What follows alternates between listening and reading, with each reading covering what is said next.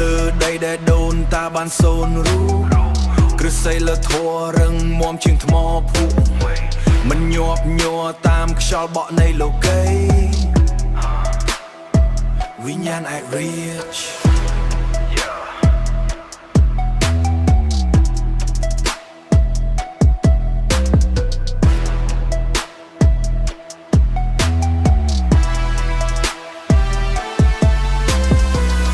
សាងប្រាសាទក្នុងចិត្តឲ្យខ្ពស់ត្រដែង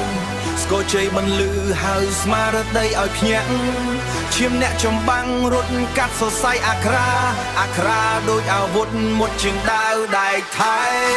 ខ្ញុំសាងហានកោក្នុងខួរក្បាលជាក្បួនចិញ្ចាំសាមគ្គីការពារគ្មានសត្រូវដងហើមអង្គរបកកាត់ទ្រូងយ៉ាងអង្អាចមិនមែនគ្រាន់តែពាក្យសម្ដីគឺបញ្ជាកម្ពុជាបញ្ញាខ្ពស់ត្រដែតឆេះក្នុងព្រលឹងមកមេដឹកនាំពិតមិនមែនប្រើកម្លាំងបាយតែប្រើប្រាជ្ញាចារលើសិលាចារឹក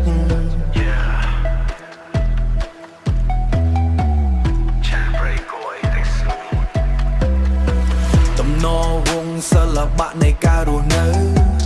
ស្ទាត់ជំនាញលើសមរភូមិអត្ថបទគ្រប់គ្រងហ្វូមនុស្សដោយសំឡេងនិងចង្វាក់ម្ចាំងការលើខ្លួនឯងមើលចុះយុគសម័យរុងរឿងត្រឡប់ប្រាសាទនៃចិត្តស្អាតសមឥតខ្ចោះខ្មែរលើកដំកើងដំឡៃនៃចំណេមរតកដ៏គង់កើងផុសចេញពីបាតដៃដកដង្ហើមឲ្យស្របនឹងចង្វាក់ផែនដីចិត្តជាស្ដេចកាយជាទាហានស្មោ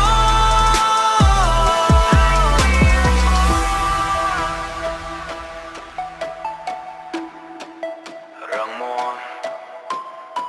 គេដេកឈ្មោះនៅជាប់នឹងផ្ទាំងថ្មរាប់ពាន់ឆ្នាំទៀតក៏មិនរលាយបាត់